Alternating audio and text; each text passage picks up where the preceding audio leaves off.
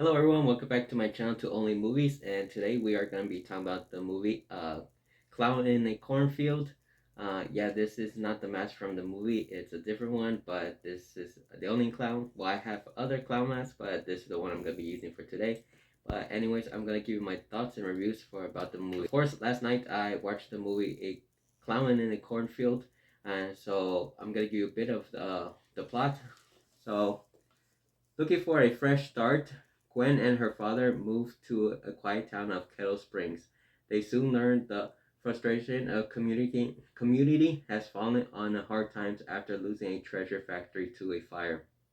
As soon as the locals breaker against themselves and tensions boil over, a sinister grinning clown emerged from the cornfield to cleanse the town.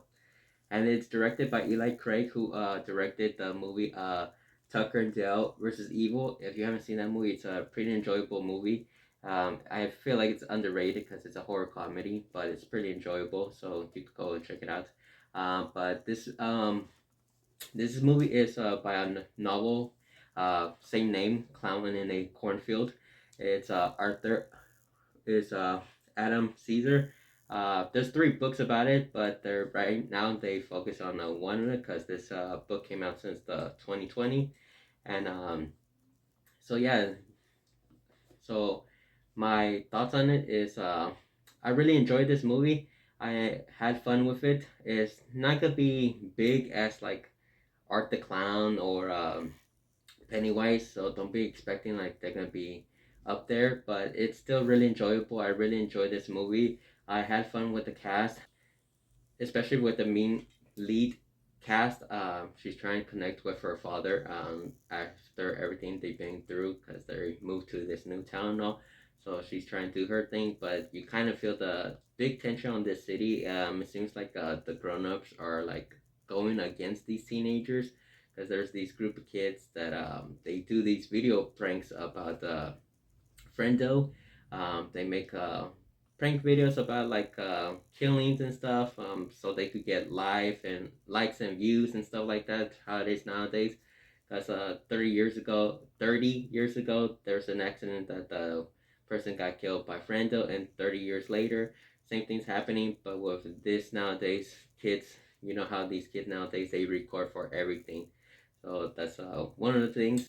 So yeah, these kids pull these pranks on the Founders Day because that's the day mainly people in the town are celebrating because of the founders who found the city, and the um, main mascot is the clown, of course. Frendo is I know there's a movie called Founders Day, but I don't know if it's the same element or the same holidays they're celebrating. But I for this movie it's about the clown and all. I know these kids are record this video and the adults are mad at them because they do these kind of stuff, ruining their holidays and all. So the grown-ups are always expecting these kids are bad kids. They don't believe anything they tell them and all. Because once these kids tell them they do this stuff that's happening, there's trouble and all.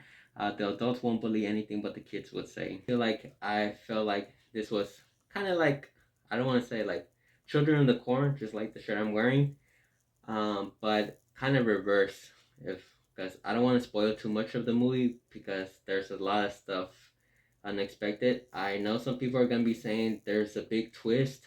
I don't feel like there's a big twist. I kind of feel like it's something unexpected that you couldn't expect it because like I said, I can't get more into details. But if you read the book and stuff, you probably know about it. I haven't read the book before, so I'm really interested in it now.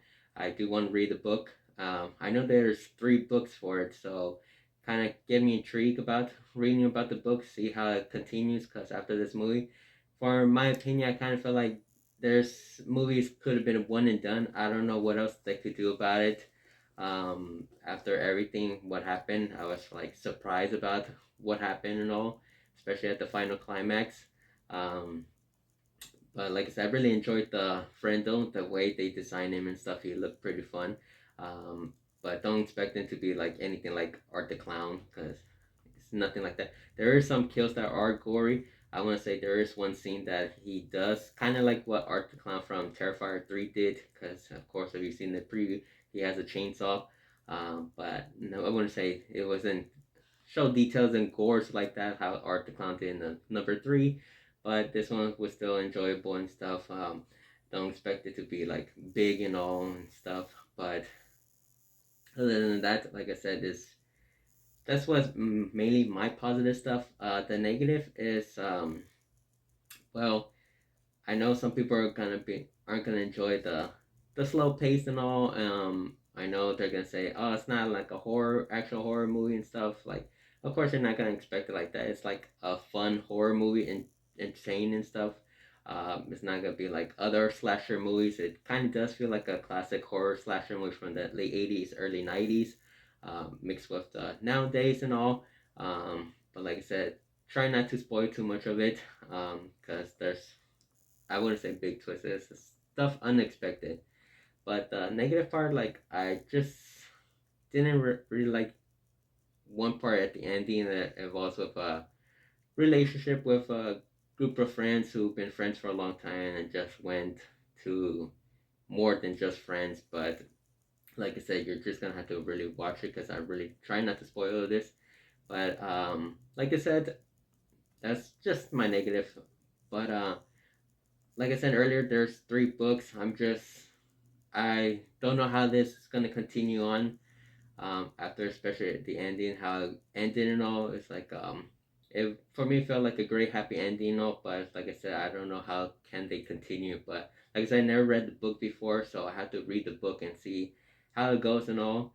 And but got me interested in reading, so I wanna find in the book and read it.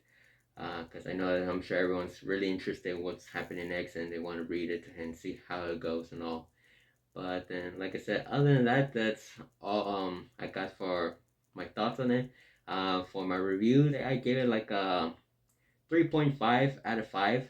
It's really enjoyable, but I know some stuff that people aren't gonna expect it gonna be something different. Cause like I said, I was just really surprised what happened. But other than that, I still really enjoyed this. I just wish they did this mainly like in the fall season. It felt much better doing the fall season instead of like in the summer, like in May. I thought it's kind of weird that they put this movie in May. They shouldn't just wait in like in October or November. But I said like October would have been nice because this was a bit of a horror movie, so I don't understand why they put it in May. But I guess they had other reasons for it. Hopefully this movie does good and all. I'm sure you guys gonna like it. Like I said, my rating is 3.5 out of 5. So let me know down in the comments what you think of it. Have you seen the movie? Did you like it? Did you not like it? Or did you read the book? Let me know down in the comments. And don't forget to like and subscribe. And I'll see you guys later.